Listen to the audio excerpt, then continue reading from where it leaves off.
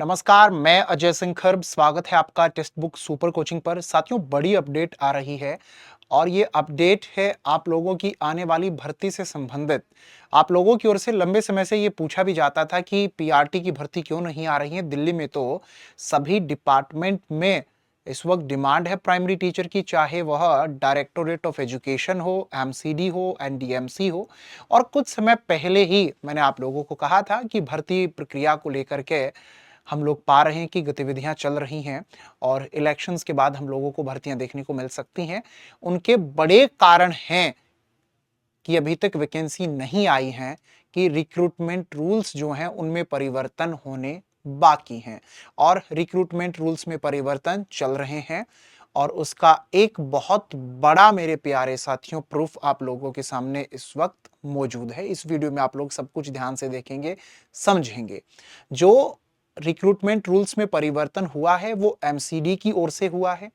अब एमसीडी अपने recruitment rules में जो परिवर्तन कर देगा, जो चेंज कर देगा, इसी के तहत डी ट्रिपल एस बी आने वाले दिनों में भर्ती करने का काम करेगा।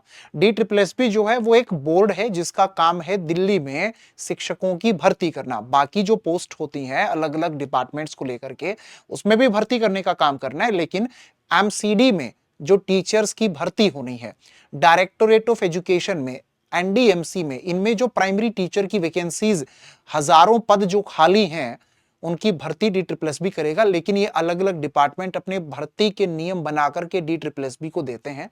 जो नियम डी ट्रिपल एस बी को दिए जाते हैं उन्हीं के आधार पर वो भर्ती करता है।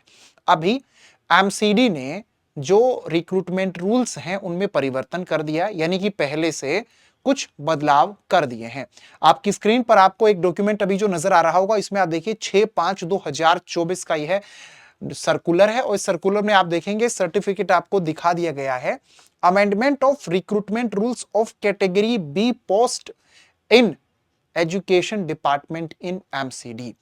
ये जो परिवर्तन किया गया है, बता दिया गया है कि जो प्राइमरी टीचर की पोस्ट होती है उसे लेकर के किया गया है। मेरे प्यारे साथियों, म्युनिसिपल कॉरपोरेशन ऑफ दिल्ली, आप उसके बारे में अगर नहीं जानते हैं तो जान लीजिए, क्योंकि यहीं पर आने वाले दिनों में, इसी डिपार्टमेंट के स्कूल में आने वाले दिनों में आपको नौकरी मिलने जा रही है।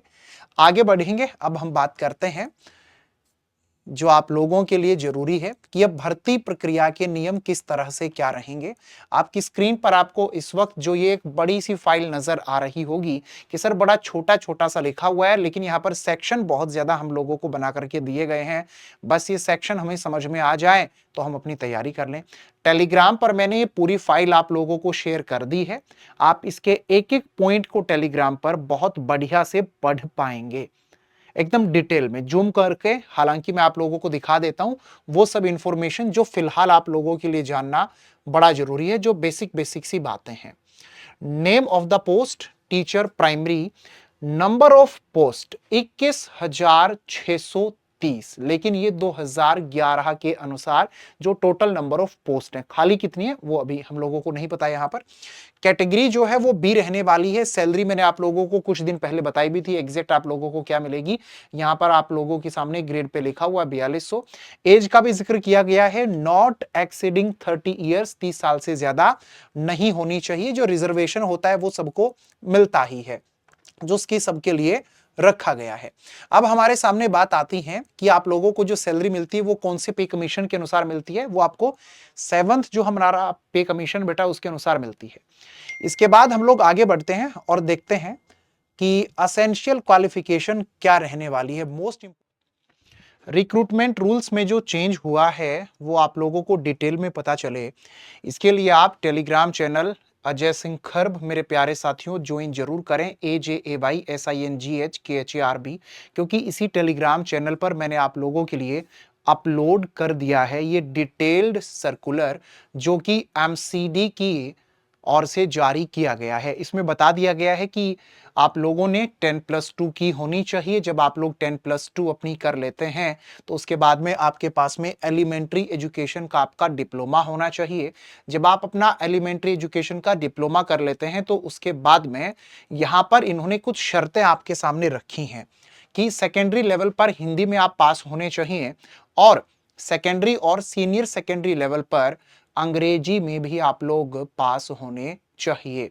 इसके साथ साथ कुछ हमारे साथी ऐसे भी हो सकते हैं कि जिन्होंने 2 साल वाला जो डिप्लोमा है वो नहीं किया होगा।